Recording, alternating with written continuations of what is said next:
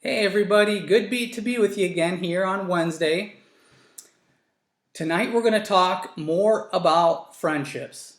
Pastor Mitch really set the tone for this week when he brought a great sermon just a few days ago on friendships, and as the week has gone on, it has really resonated with me and brought some thoughts into my mind, and I just thought that maybe it'd be good to follow that up with also a lesson on friendships tonight. So we're going to start out by reading the same scriptures that Pastor Mitch read on Sunday. So I'm at 2 Timothy chapter 1, verses 15 through 18. There it says, "This you know, that all those in Asia have turned away from me, among whom are Phygellus and Hermogenes. The Lord grant mercy to the household of Onesiphorus, for he often refreshed me and was not ashamed of my chain. But when he arrived in Rome, he sought me out very zealously and found me.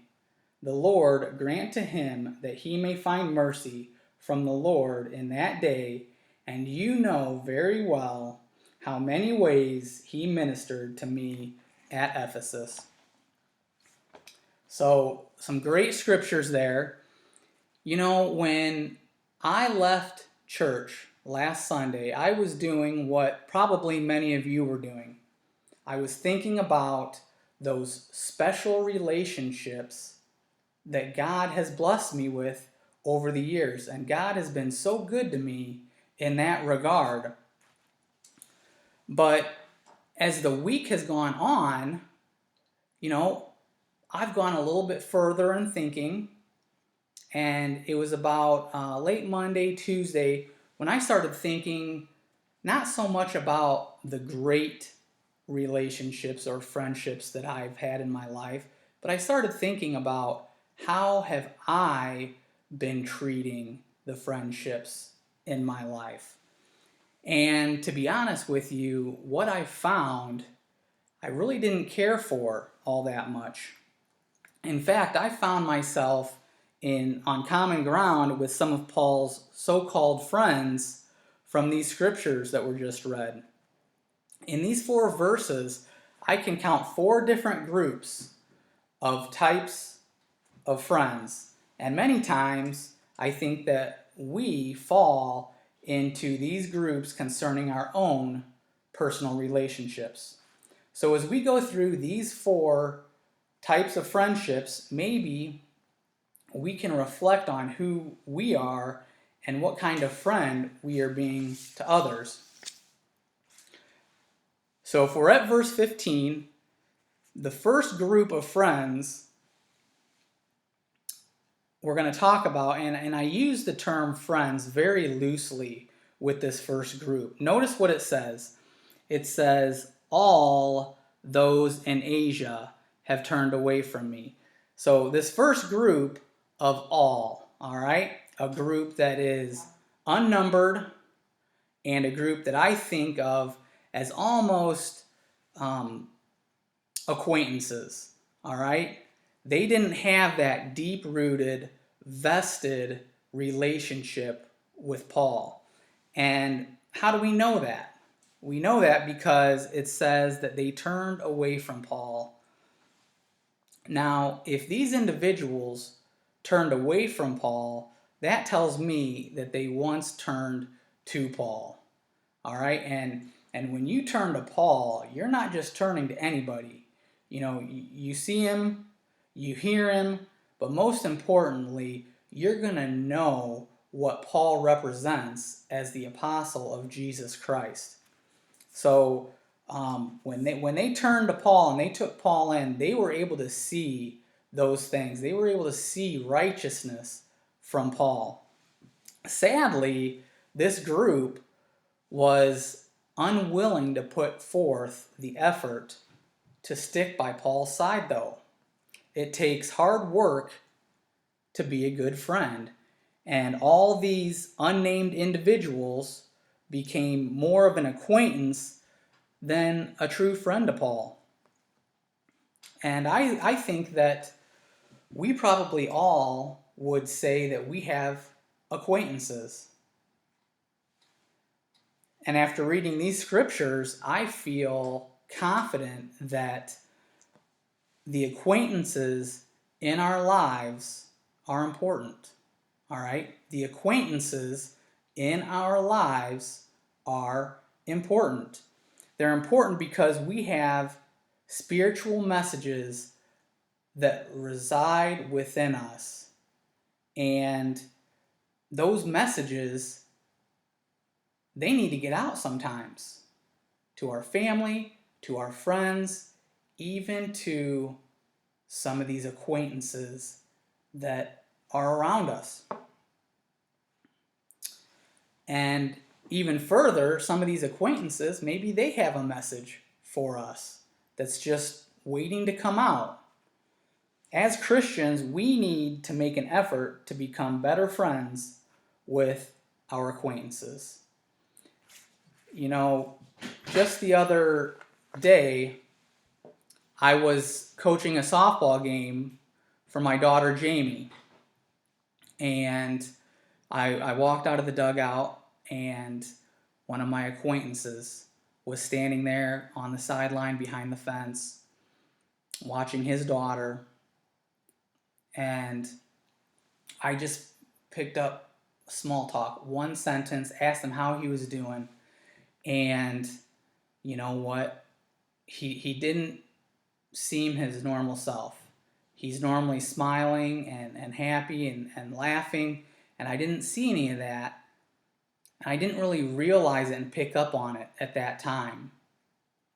And sadly, that was 2 weeks ago. Sadly, 2 days ago, that man is no longer here with us. And, you know, I can't help but wonder, what if I was a little more personal with my approach to that man? You know, where could our conversation have gone? I just don't know. So just a little tidbit there about acquaintances. The bottom line, though, is let's be a little more careful with the acquaintances that are around us. Maybe just put in a little bit of extra effort reaching out to those acquaintances and maybe drawing our friendship just a little bit closer with them and see what God does with that relationship. All right, so that was the first group. The second group of friends that I want to talk about tonight also comes from verse 15, and this is a much smaller group and a more personal group to Paul. We're talking about Phygelus and Hermogenes. All right, these are two individuals where Paul remembers their name. All right, he remembers their relationship together. He remembers the past of things that they did together. You know, they're on his mind. So it's much more personal with these two individuals. And I can only imagine that Paul was hurt, because these two individuals, it tells us that they were also part of the group that turned away from Paul. Now, Paul had been imprisoned.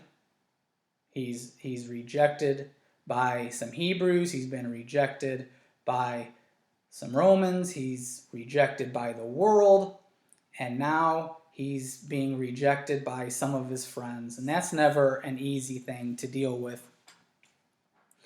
And I say that because we don't want to be a friend that rejects. We want to be a friend that accepts. All right? We don't want to be a friend that rejects. We want to accept individuals. We want to be someone who can be counted on to be there through the tough and needed times. So my senior year in high school, I had a friend. His name is Steve. And he wasn't a really close friend. You know, we never did anything outside of school, but we sat next to next to each other in some classes, and we'd talk a lot about sports and whatnot. So one day, Steve said, "Hey, do you have $5 that I can borrow for lunch?" How many of us would love to have an opportunity for somebody to come up to us and say, "Hey, can you get me some lunch? Because I'm hungry and I have no money." A lot of us we would pounce on that opportunity. Well, 17, 18-year-old Jay at that time was a different character. So I said, "Yeah, Steve, I can loan you $5. However, I need something in return as collateral until you can pay me the money back." So Steve says, "Okay, what do you need? What do you want?" So I'm looking at Steve and I say, "Steve, why don't you give me your watch? You give me your watch and I'll hold on to it until you give me back my $5. He said, "Okay."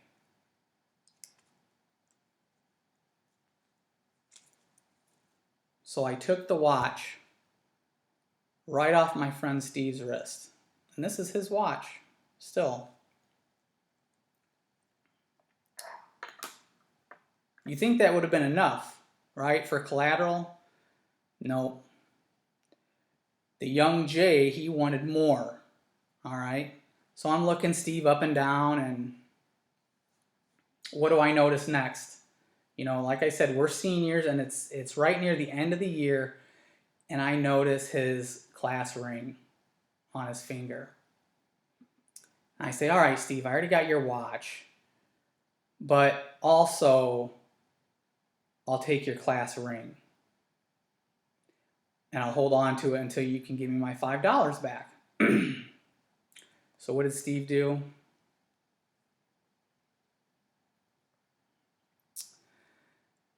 He took the ring right off of his finger and he handed it over to me.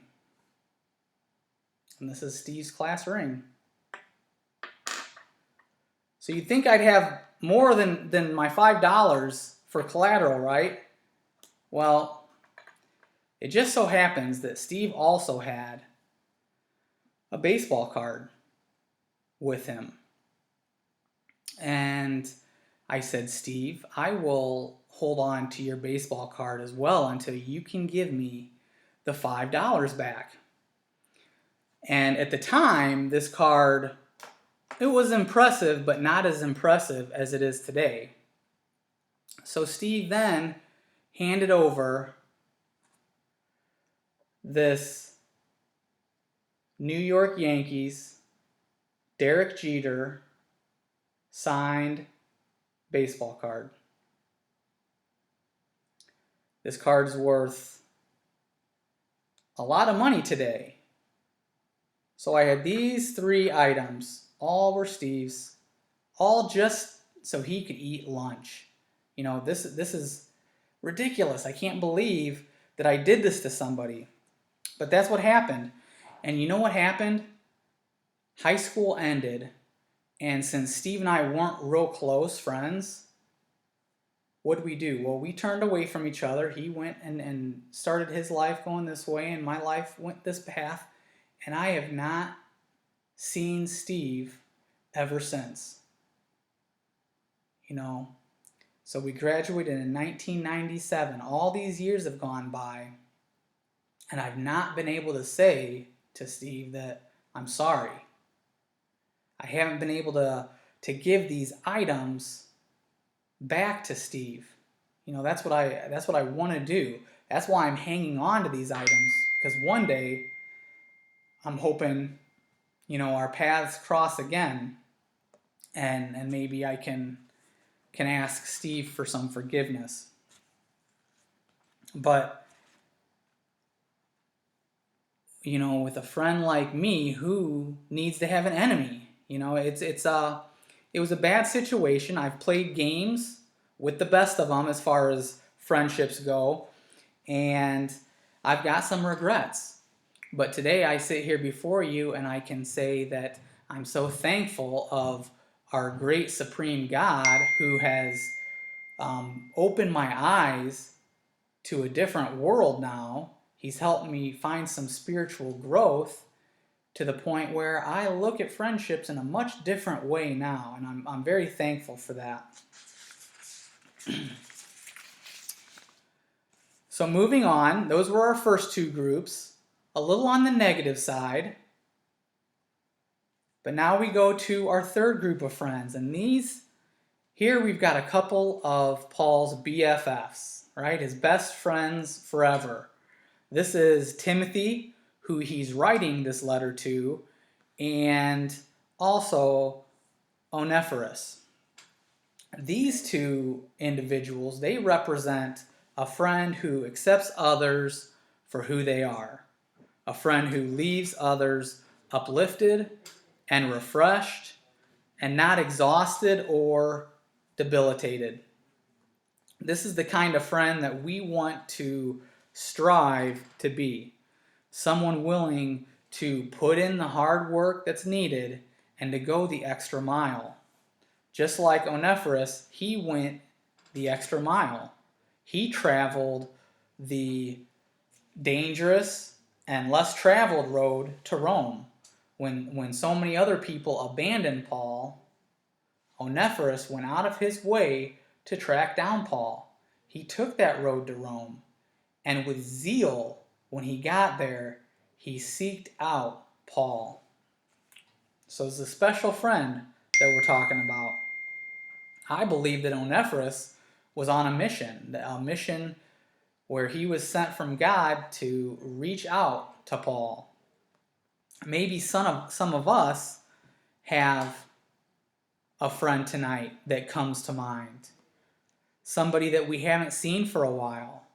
Somebody that we haven't talked to for a while. Maybe somebody that we feel have wronged us. Perhaps the time is now for us to reach out to that individual. God calls his believers to seek out others and not wait for others to come to them.